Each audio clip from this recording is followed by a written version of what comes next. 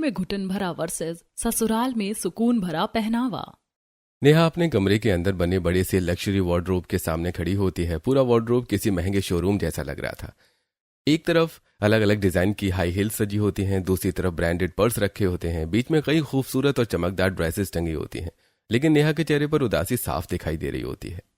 देखने में तो सब बहुत अच्छा लगता है, लेकिन आरामदायक इसमें से कुछ भी नहीं है। मेरे पास एक भी कपड़ा नहीं है जिसे पहनकर मैं खुला खुला और सुकून महसूस करूं। तभी कमरे का दरवाजा खुलता है। मधुबाला अंदर आती हैं। उन्होंने खुद भी एक फिटेड लॉन्ग ड्रेस पहन रखी होती है और पैरों में ऊंची हील्स होती हैं। नेहा, जल्दी से तैयार हो जा, हमें मॉल जाना है। तेरे पापा की बिजनेस मीटिंग है, पूरे परिवार को साथ चलना पड़ेगा। ठीक है मम्मी, मैं अभी तैयार होकर आती हूँ। थोड़ी देर बाद नेहा नीचे आती है। उसने आरामदायक लोअर, ढीली शर्ट, शूज और एक सिंपल टोटे बैग लिया हुआ होता है। उसके चेहरे पर थोड़ी राहत दिखाई दे रही होती है। मम्मी, मैं तैयार हो गई। तू पागल है क्या? ऐसे कपड़े पहनकर जाएगी मॉल? मम्मी, कोई पार्टी में थोड़ी जा रहे हैं, सिर्फ मॉल ही तो जा रहे हैं। चुपचाप जाकर अच्छे कपड़े पहन कर आ, लोग क्या सोचेंगे हमारे बारे में। नेहा मायूस होकर वापस कमरे में चली जाती है। थोड़ी देर बाद वो टाइट जीन्स और फिटेड टॉप पहनकर नीचे आती है। जीन्स इतनी टाइट होती है कि उसका पेट दब रहा होता है और चलते वक्त वो असहज महसूस कर रही होती है। मम्मी, ये जीन्स बहुत टाइट है। टाइट से कुछ नहीं होता, थोड़ा सहना सीखो। अच्छे घर की लड़कियां ऐसे ही कपड़े पहनती हैं। पूरा परिवार बड़ी लग्जरी कार में बैठकर मॉल पहुंच गया था। मॉल के अंदर हर तरफ चमक दमक और भीड़ होती है। मधुबाला अलग अलग ब्रांडेड स्टोर्स में नेहा के लिए कपड़े देखने लगती है। नेहा एक लूज कोट सेट उठाकर खुशी से मधुबाला को दिखाती है। मम्मी देखो, ये कितना अच्छा लग रहा है। ये बिल्कुल बेकार है, इसमें तो तेरा फिगर भी नहीं दिखेगा। इतना ढीला कपड़ा कौन पहनता है? नेहा चुपचाप दूसरा कपड़ा देखने लगती है। इस बार वो एक ढीली और कंफर्टेबल फ्रॉक निकालती है। मम्मी, ये वाली कैसी है? ये भी हटा, अलग बिल्कुल गांव की लड़की लगेगी तू इसमें। मधुबाला खुद एक टाइट शॉर्ट और फिटेड टॉप निकालकर नेहा को पकड़ाती है। जा, इसे पहन कर आ। थोड़ी देर बाद ट्रायल रूम का पर्दा खुलता है। नेहा बहुत अनकंफर्टेबल होकर बाहर आती है। शॉर्ट्स उसके पेट और पैरों से बहुत टाइट होते हैं। वो ठीक से चल भी नहीं पा रही होती है। मम्मी, ये तो बहुत टाइट है, मुझसे चला भी नहीं जा रहा इसमें। अरे पागल, कितनी सुंदर लग रही है तू, एकदम डीवा लग रही है। लेकिन मम्मी, मुझे अनकंफर्टेबल लग रहा है। बस हम यही कपड़े ले रहे हैं। जब आपको ही शॉपिंग करनी थी तो मुझे क्यों लेकर आए? क्योंकि कपड़े पहनकर तुझे ही देखने से पता चलता है कि कौन सा कपड़ा अच्छा लग रहा है। नेहा की आंखों में उदासी साफ दिखाई दे रही होती है। इतने बड़े अमीर घर में रहते हुए भी उसे अपनी पसंद से कपड़े पहनने की आजादी नहीं होती है। अगला दिन नेहा अपने बड़े और आलीशान घर के ड्राइंग रूम में आराम से बैठी होती है।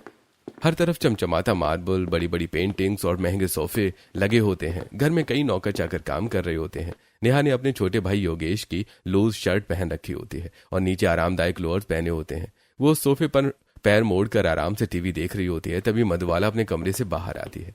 जैसे उसकी नजर नेहा पर पड़ती है, उसका चेहरा बिगड़ जाता है। ये क्या कपड़े पहने तूने? अपने भाई की शर्ट पहनी है। तेरे पास कपड़ों की कमी है क्या? इतनी सारी सुंदर ड्रेसेस रखी हैं तेरे वार्डरोब में। मम्मी, मैं घर का कोई शो पीस नहीं हूँ जो हर वक्त तैयार होकर बैठी रहूं, और जब मुझे कहीं जाना ही नहीं है तो मैं तैयार किस बात के लिए हूँ? बेवजह घर के अंदर अनकंफर्टेबल क्यों फील करूं? बात कंफर्टेबल की नहीं है, बात यह है कि लोग हमें जैसे देखते हैं वैसे ही पसंद करते हैं। हमारी एक इमेज होती है। मम्मी, अभी तो घर पर कोई भी नहीं है और ना ही कोई गेस्ट आने वाला है। नहीं, जाकर कपड़े चेंज कर और वही पहन जो मैंने तेरे लिए रखे हैं। नेहा उदास होकर अपने कमरे में चली जाती है। थोड़ी देर बाद वो फिर से फिटेड टॉप और टाइट जीन्स पहनकर नीचे आती है। अब वो ड्राइंग रूम में बिल्कुल किसी सजावटी गुड़िया की तरह बैठी होती है। घर में इतने नौकर होने के बावजूद उसे कोई काम नहीं करना पड़ता है। इतने नौकर चाकर का क्या फायदा जब मैं खुद इस घर में एक शो पीस बनकर रह गई हूँ। ये कैसा पहनावा है जिसमें इतनी घुटन महसूस होती है? मैं कोई गुड़िया नहीं हूँ, मेरा भी शरीर है, मेरा शरीर भी सांस लेता है, लेकिन यहाँ किसी को कुछ समझ ही नहीं आता। अगले दिन नेहा के 3 अमीर दोस्त उसके घर आती हैं। तीनों ने बेहद आरामदायक क्लोथ्स पहने होते हैं। किसी ने लूज जीन्स टॉप पहना होता है तो किसी ने ओवरसाइज्ड शर्ट। हाँ, कैसी है तू यार? कितने दिन हो गए मिले हुए। यार बहुत टाइम हो गया, पापा की लगातार बिजनेस मीटिंग्स चल रही थी, उसी में बिजी थी। चल कोई बात नहीं, हम खुद तेरे घर आ गए हैं तुझसे मिलने, और सोचा आज चारों मिलकर खूब गर्ल्स टॉक करेंगे। हाँ चलो मेरे रूम में चलते हैं। नेहा का कमरा बहुत बड़ा और आलीशान होता है। कमरे में बड़ा king size bed, luxury lights और खूबसूरत डेकोरेशन होती है। चारों दोस्त बेड पर बैठकर बातें करने लगती हैं। यार तू इतनी गर्मी में भी इतने टाइट कपड़े क्यों पहनकर बैठी है? माना घर में एसी है लेकिन घुटन महसूस नहीं होती क्या? अरे यार, तुझे तो पता ही है मेरे घर वाले कैसे, इन्हें हर वक्त बस दिखावा चाहिए। मुझे 24 घंटे ऐसे ही कपड़े पहनाए रखते हैं। अरे यार, तू कपड़े चेंज करके आ ना, हम सब अपने लोग हैं, कंफर्टेबल होकर बैठ। नेहा तुरंत कबर्ड से लूज शर्ट्स और ओवरसाइज्ड टी शर्ट निकालती है और चेंज करके आ जाती है। जैसे वो कंफर्टेबल कपड़े पहनती है, उसके चेहरे पर राहत दिखाई देने लगती है। फिर चारों दोस्त आराम से बैठकर हंसते बोलते बातें करने लगती हैं। तभी दरवाजे पर नॉक होता है। बाहर से मधुबाला की आवाज आती है, नेहा स्नैक्स लेने आ जा। अरे यार, अभी तो कपड़े बदले थे और अब मम्मी आ गई, अब मुझे बहुत डांट पड़ेगी। रुक, मैं थोड़ा सा डोर खोलकर स्नैक्स ले लेती हूँ, उन्हें कुछ पता नहीं चलेगा। दोस्त हल्का सा गेट खोलते हैं और बाहर से स्नैक्स की ट्रे ले लेती है। नेहा कहाँ है? वो खुद स्नैक्स लेने क्यों नहीं आई? आंटी, वो वॉशरूम में गई है, इसीलिए मैं आ गई। अच्छा ठीक है, तुम लोग एंजॉय करो। दोस्त तुरंत गेट बंद कर देती है। चारों फिर से आराम से बातें करने लगती हैं। यार, बचपन में भी मेरे साथ ऐसा ही होता था। 8 साल की छोटी नेहा स्कूल के लिए तैयार हो रही होती है। उसने ढीली और आरामदायक स्कूल यूनिफॉर्म पहन रखी होती है, जिसमें वो बहुत खुश महसूस कर रही होती है। लेकिन मधुबाला और प्रीतम सोसाइटी में अपनी इमेज दिखाने के चक्कर में उसकी यूनिफॉर्म को बहुत ज्यादा टाइट करवा देते हैं। नेहा को रोज वही टाइट यूनिफॉर्म पहनकर स्कूल जाना पड़ता है। उसके शूज भी छोटे होते हैं, जिससे उसके पैरों में छाले पड़ जाते हैं। एक दिन छोटी नेहा रोते हुए अपने पैरों के जख्म मधुबाला को दिखाती है। मम्मी देखो, मेरे पैरों में कितने छाले हो गए। बेटा, छोटी मोटी चोट तो लगती रहती है, थोड़ा बहुत सहना पड़ता है। हम अमीर परिवार के लोग हैं, सोसाइटी में हमारी एक इमेज होती है। छोटी नेहा उदास होकर अपने जख्मी पैर देखने लगती है। असलियत में भी नेहा की आंखें नम हो जाती हैं। वो अपने पैरों के कट और छाले अपनी दोस्तों को दिखाती है। देखो यार, पैरों की कितनी बुरी हालत हो रही है, लेकिन घर वालों को कुछ दिखाई ही नहीं देता। यार, तेरे घर वाले तो बिल्कुल अजीब हैं, दिखावे के चक्कर में बच्चों की तकलीफ तक नहीं देखते। हाँ, यहाँ का सिस्टम ही ऐसा है। अगले दिन शहर के सबसे बड़े लग्जरी होटल में एक ग्रैंड बिजनेस पार्टी चल रही होती है। पूरा होटल चमचमाती लाइट से जगमगा रहा होता है। बड़े बड़े बिजनेसमैन ब्लैक सूट, बूट और टाई पहनकर घूम रहे होते हैं। उनकी वाइफ्स ने खूबसूरत गाउन, लॉन्ग ड्रेसेस और स्टाइलिश मॉडर्न आउटफिट्स पहने होते हैं। कोई सिल्वर गाउन में होती है तो कोई डिजाइनर साड़ी में। हल्का म्यूजिक चल रहा होता है। बीच में गोल गोल टेबल लगी होती हैं, जिन पर बड़े सुंदर फ्लावर बुके रखे होते हैं। पूरा माहौल बिल्कुल रॉयल और क्लासी लग रहा होता है। तभी होटल के एंट्रेंस पर नेहा का परिवार अंदर आता दिखाई देता है। मधुबाला और प्रीतम बड़े कॉन्फिडेंस से चल रहे होते हैं। उनके पीछे नेहा धीरे धीरे चल रही होती है। नेहा ने सिल्वर कॉलर की बेहद खूबसूरत शॉर्ट ड्रेस पहन रखी होती है और पैरों में बहुत ऊंची हील्स होती हैं। देखने में वो किसी मॉडल से कम नहीं लग रही थी, लेकिन उसके चेहरे पर जरा भी खुशी नहीं होती। वो बार बार रुक रुक कर चल रही होती है और अपने कपड़ों को बार बार ठीक कर रही होती है। हे भगवान, ये हील्स और ये ड्रेस, मुझसे तो ठीक से चला भी नहीं जा रहा।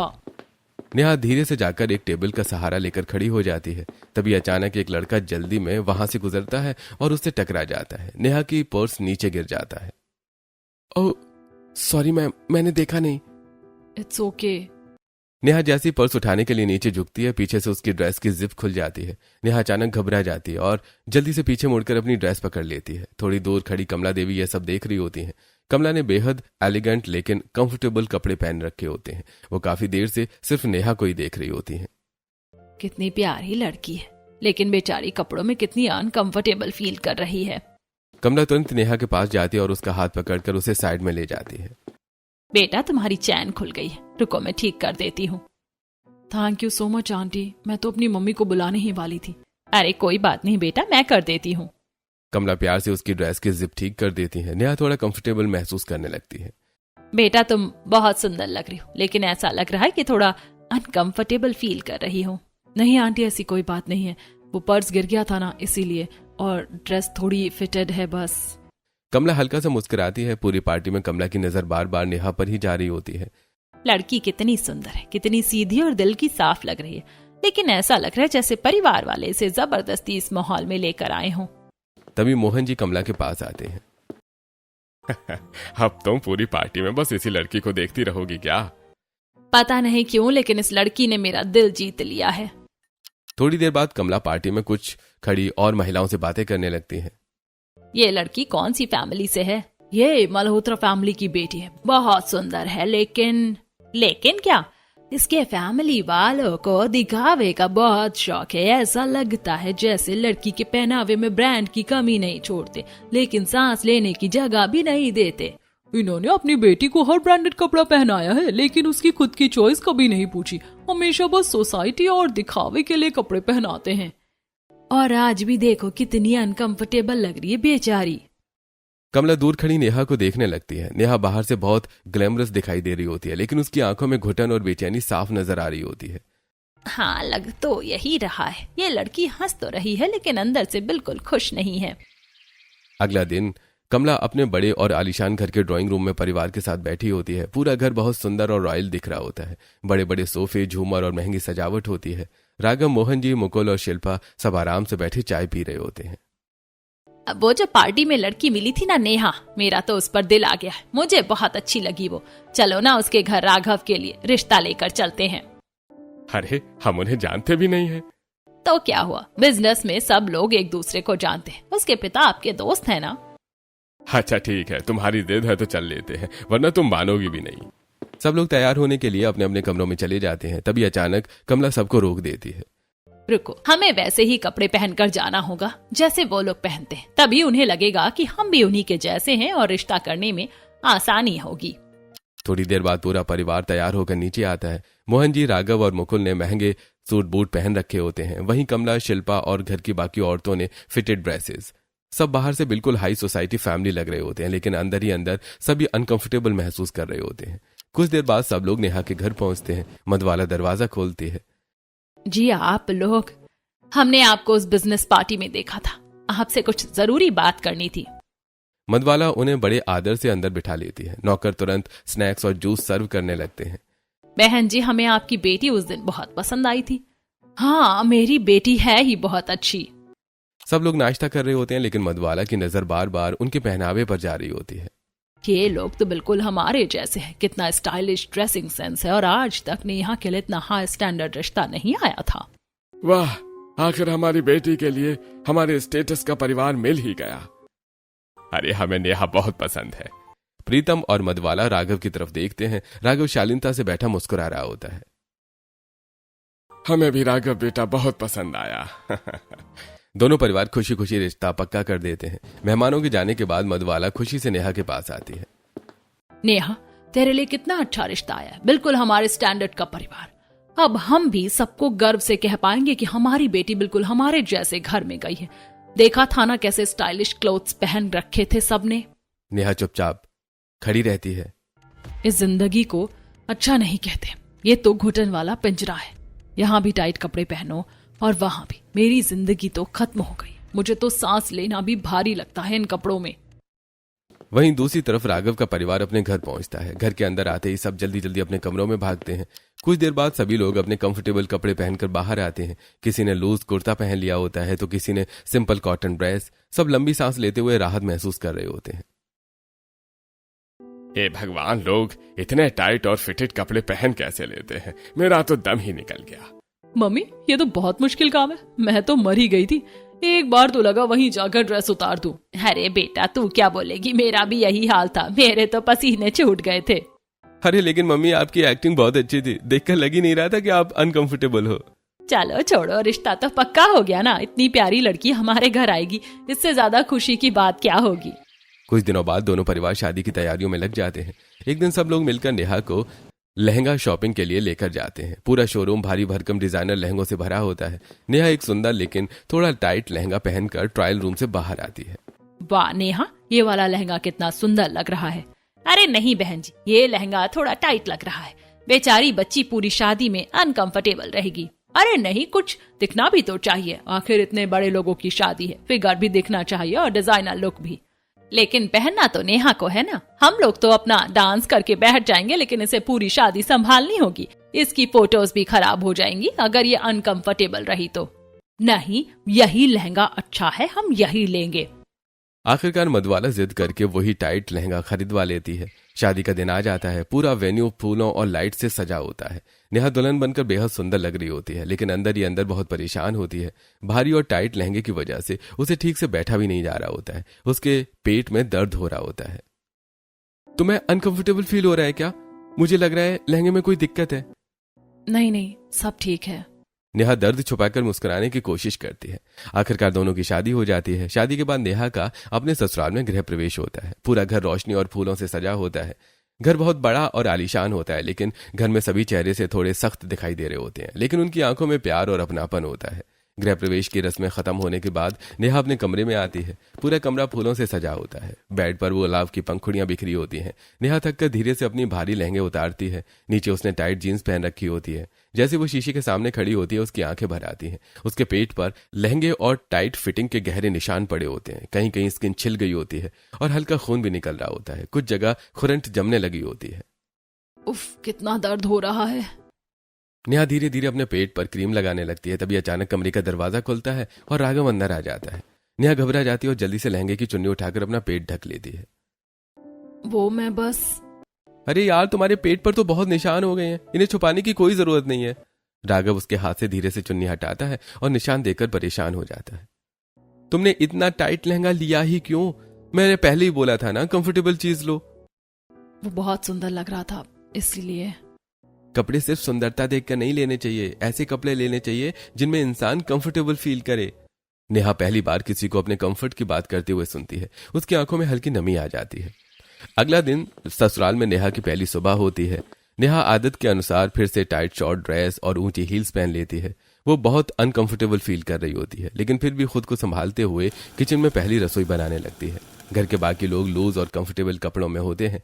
कमला ने कॉटन की सिंपल ड्रेस पहन रखी होती है। शिल्पा लूज कुर्ती में होती है और बाकी सब भी बिल्कुल आरामदायक कपड़ों में होते हैं। नेहा किचन में खड़े होकर खाना बना रही होती है। ऊंची हील्स की वजह से उसके पैरों में दर्द हो रहा होता है। वो बार बार बैलेंस बनाने की कोशिश कर रही होती है। तभी कमला किचन में आती है। अरे बेटा, ये क्या कर रही हो? मम्मी जी, आज मेरी पहली रसोई है ना। अरे बेटा, पहली रसोई बाद में देखी जाएगी, लेकिन तू इतनी टाइट ड्रेस और इतनी ऊंची हील्स पहनकर काम क्यों कर रही है? नहीं मम्मी जी, फिर आपको अच्छा नहीं लगेगा ना। आप लोग भी तो हमारे घर ऐसे ही कपड़े पहन कर आए थे। अरे पागल लड़की, हमें तो लूज और कंफर्टेबल कपड़े पसंद है। वो तो बस तुम्हारे घर वालों को अच्छा लगे इसलिए पहन लिए थे। और इन कपड़ों में तो हमारा दम ही निकल गया था। जा जल्दी जाकर चेंज करके आ, वरना सच में तेरा दम निकल जाएगा इन कपड़ों में। नेहा जल्दी से कमरे में जाती है और लूज लोअर और सॉफ्ट टी शर्ट पहनकर वापस आती है। जैसे ही वो कंफर्टेबल कपड़े पहनती है, उसके चेहरे पर राहत दिखाई देने लगती है। कितना अच्छा लग रहा है। देखा, कपड़े वही अच्छे होते हैं जिनमें इंसान खुलकर सांस ले सके। अगले दिन राघव नेहा को शॉपिंग पर लेकर जाता है। दोनों एक बड़े मॉल में घूम रहे होते हैं। नेहा पहली बार अपनी पसंद के कपड़े देखने में खुलकर खुश हो रही होती है।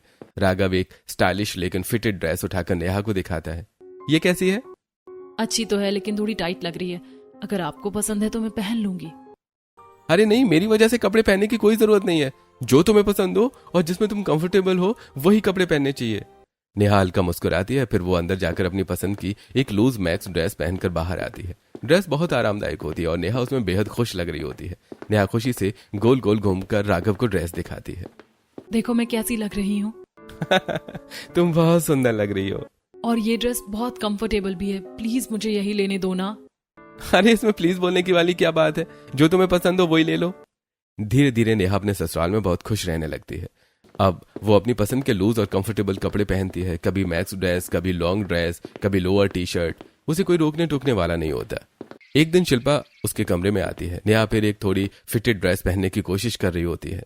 नेहा, इतनी टाइट कपड़े मत पहना करो, वरना बॉडी हेयर्स खराब हो जाएंगे। दीदी, आप भी ना। सच बोल रही हूँ, स्वेटिंग बाहर नहीं निकलती ना ऐसे कपड़ों में, फिर शरीर में कई प्रॉब्लम होने लगती है। दीदी, आप बिल्कुल सही कह रही हो। तभी शिल्पा एक बॉक्स निकालती है जिसमें एक कंफर्टेबल बैलेंस्ड हील्स होती हैं। देखो, आज से तुम्हें वो ऊंची पेनफुल हील्स पहनने की जरूरत नहीं है। अब तुम ये वाली हील्स पहनना। ये तो बहुत सॉफ्ट लग रही हैं। हाँ, ये बहुत कंफर्टेबल होती है। ना पैरों में कट लगते हैं, ना छाले पड़ते हैं, और चलने में भी मजा आता है। नेहा खुशी से हील्स पहनकर चलती है। पहली बार उसे एहसास हो रहा होता है कि सुंदर दिखने के साथ साथ आराम से जीना भी कितना जरूरी होता है। कुछ दिनों बाद नेहा अपने ससुराल वालों के साथ एक बड़ी पार्टी में जाती है। इस बार उसने एक बेहद सुंदर लेकिन लूज ड्रेस पहन रखी होती है।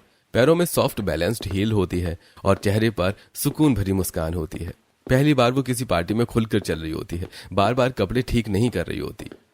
कितना अच्छा महसूस हो रहा है। मायके में इतने घुटन वाले पहनावे में जाती थी और यहाँ कितने कंफर्टेबल कपड़ों में बाहर जाती हूँ। मुझे तो बहुत खुशी महसूस होती है। पार्टी में इस बार नेहा का मायके वाला परिवार भी आया होता है। मधुबाला की नजर जैसे ही नेहा पर पड़ती है उसका चेहरा बदल जाता है। नेहा, तेरा पहनावा इतना कैसे बदल गया? ये क्या ढीले ढीले कपड़े पहन रखे हैं तूने? मम्मी जी, मेरा पहनावा यही है। मेरे ससुराल में सभी लोग ऐसे ही कपड़े पहनते हैं। हम लोग स्टैंडर्ड भी मैच करते हैं और साथ साथ अपना कंफर्ट भी देखते हैं। मधुबाला का चेहरा उतर जाता है। अच्छा, मतलब हम तुझे घुटन वाले कपड़े पहनाते थे? हाँ मम्मी, आपको शायद महसूस नहीं होता था, लेकिन मुझे उन कपड़ों में बहुत घुटन होती थी, और आपके दिखावे से भी। लगता है ससुराल जाकर बहुत ज्यादा जुबान चलाने लगी है। आप कुछ भी समझ लो मम्मी, लेकिन अब मैं बहुत अच्छा फील करती हूँ। नेहा के अंदर अब एक अलग ही कॉन्फिडेंस आ चुका होता है। वो पहली बार बिना डर के अपनी फीलिंग्स बोल पा रही होती है। अगले दिन कमला घर में बड़े बड़े डिजाइनर्स को बुलाती है। पूरा ड्राइंग रूम नई कपड़ों और फैशन कैटलॉग से भर जाता है। आज मैं सबकी वार्डरोब चेंज करवाऊंगी और नया कलेक्शन डलवाने वाली हूँ। डिजाइनर सबके स्टाइल और कंफर्ट के हिसाब से अलग अलग कपड़े उनकी कबर्ड्स में सजाने लगते हैं।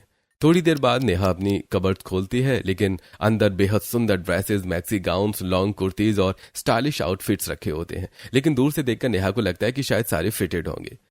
अरे यार, लगता है ये तो वही फिटेड कपड़े हैं। तभी पीछे से कमला आ जाती है। नहीं बेटा, ये बहुत कंफर्टेबल क्लोथ्स है, तू एक बार ट्राई तो करके देख। नेहा एक ड्रेस पहनकर बाहर आती है। उसके चेहरे पर खुशी आ जाती है। क्या हुआ बेटा, पसंद नहीं आया क्या? नहीं मम्मी जी, बहुत अच्छा लगा। मुझे लगा था ये बहुत टाइट होंगे, लेकिन ये तो बिल्कुल आरामदायक है। बेटा, हमारे घर में फैशन के साथ साथ सुकून भी देखा जाता है। कपड़े ऐसे पहनने चाहिए जिनमें इंसान अच्छा महसूस करे। अगले दिन पूरा परिवार शॉपिंग के लिए मॉल जाता है। सब लोग आराम से घूम रहे होते हैं। चलो नेहा, शिल्पा, आज कुर्ती पर सेल लगी है। तीनों सास बहू हंसते बोलते अलग अलग कुर्ती देखने लगती हैं। नेहा पहली बार शॉपिंग एंजॉय कर रही होती है, क्योंकि अब उसे कोई जबरदस्ती टाइट कपड़े नहीं पहनवा रहा होता। अगले दिन बाहर बारिश हो रही होती है। ठंडी ठंडी हवाएं चल रही होती हैं। नेहा बालकनी में खड़ी होकर बारिश को बड़े प्यार से देख रही होती है। मुझे बारिश बहुत पसंद है। मैं लास्ट टाइम तभी बारिश में नहाई थी जब मैं 4-5 साल की थी। पीछे दरवाजे पर खड़ा राघव उसकी सारी बातें सुन लेता है। अरे, अगर तुम्हें बारिश इतनी पसंद है तो चलो अभी चलते हैं। अभी? ऐसे ही बिना तैयार हुए? तुम पागल हो क्या? बारिश में भी कोई तैयार होकर जाता है? नेहा हंस पड़ती है। दोनों भागते हुए छत पर चले जाते हैं। तेज बारिश हो रही होती है। नेहा पहली बार खुलकर बारिश में भीग रही होती है। उसके कपड़े बारिश में हल्के हल्के उड़ रहे होते हैं और उसके चेहरे पर सुकून साफ दिखाई दे रहा होता है। नेहा खुशी से अपने हाथों में पानी भरकर राघव के चेहरे पर उछालती है। अरे, ये चीटिंग है। नहीं, ये रिवेंज है।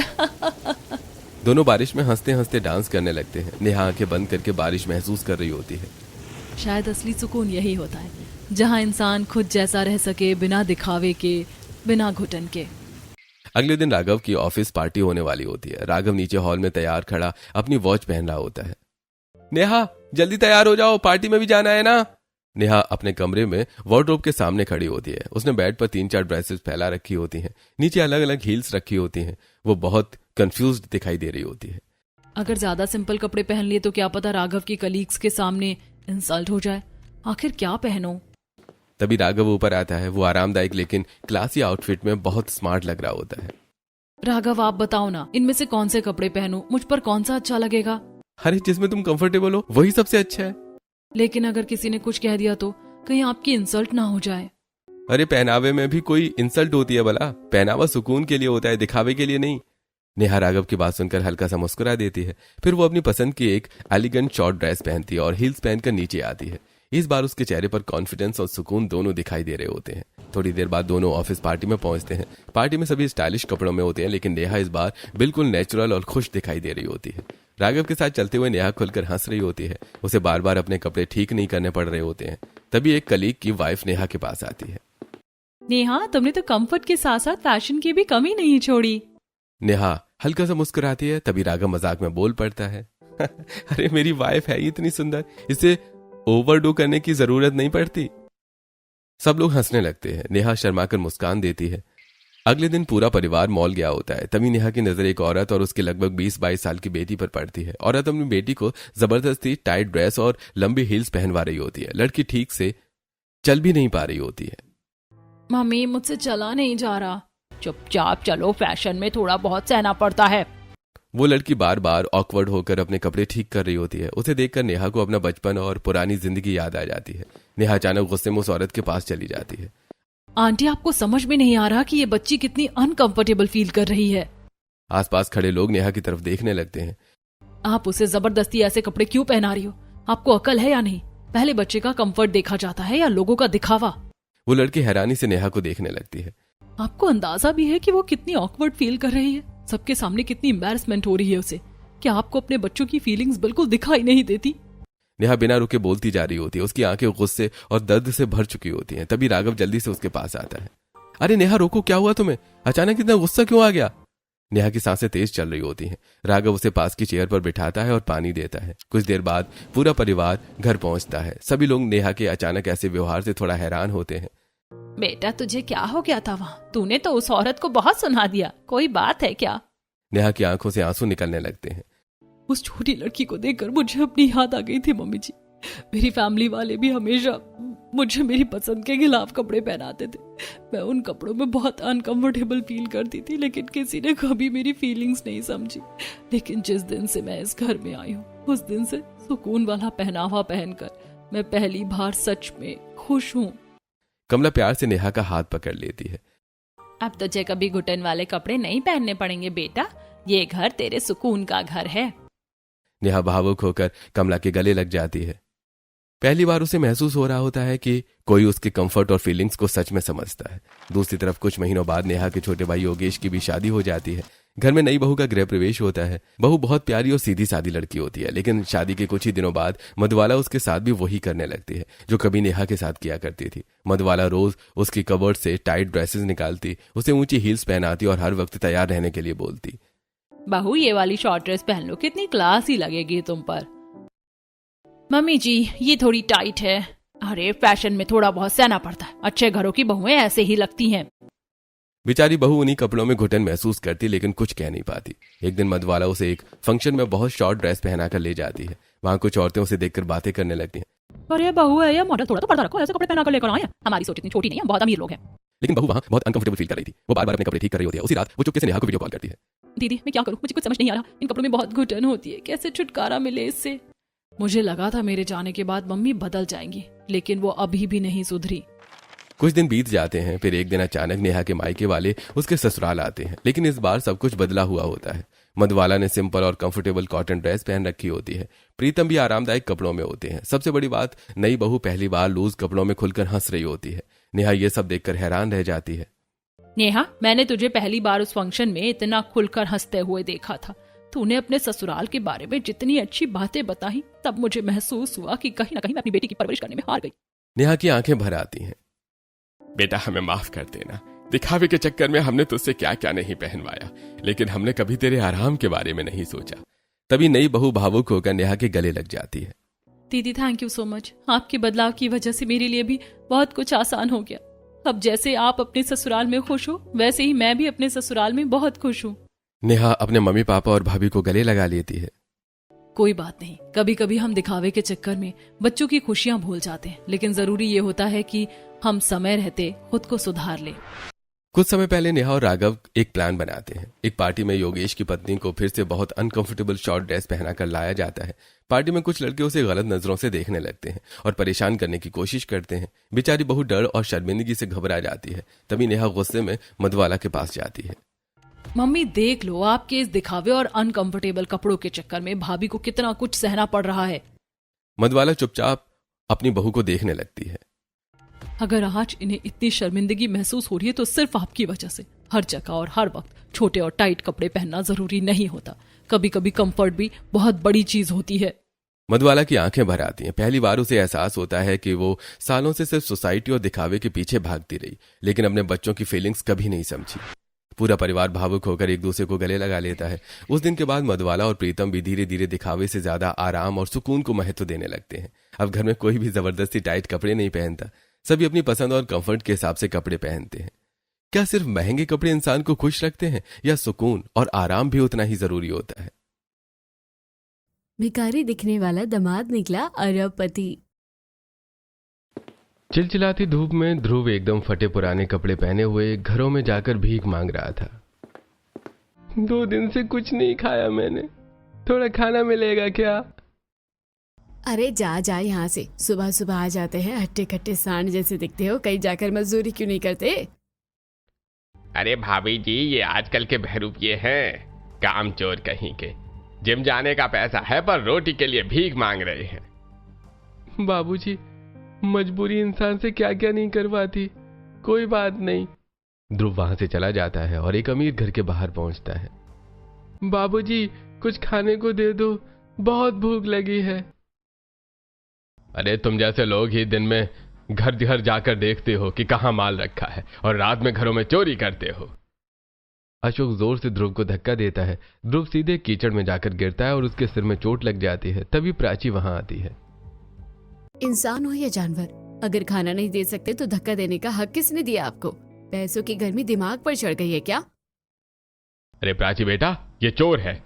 अशोक ये बोलकर घर के अंदर चला जाता है। प्राची ध्रुव को उठाती और साइड में बिठाती है। तुम्हारी उम्र क्या है और शरीर तो ऐसा है जैसे बाहुबली की शूटिंग से सीधे आ रहे हो। फिर ये भीख क्यों मांग रहे हो? कोई ढंग का काम कर लो ना। शौक से कोई भीख नहीं मांगता मैडम, ये भीख मांगना मेरी मजबूरी है। लो ये खा लो और हिम्मत मत हारो, सब ठीक हो जाएगा। प्राची उसे खाना देकर वहां से चली जाती है। अगले दिन प्राची मंदिर से लौट रही थी, तभी उसकी नजर सामने बैठे ध्रुव पर पड़ती है। ध्रुव के पास दो छोटे छोटे गरीब बच्चे बैठे हैं। ध्रुव उन्हें खाना दे रहा था। वाह रे दुनिया, यहाँ पेट भर जाने के बाद भी लोग किसी को एक दाना नहीं देते, और ये तो खुद भूखा है लेकिन अपने हिस्से का खाना बच्चों को खिला रहा है। जेब से भिखारी है लेकिन दिल से एकदम अंबानी है। ये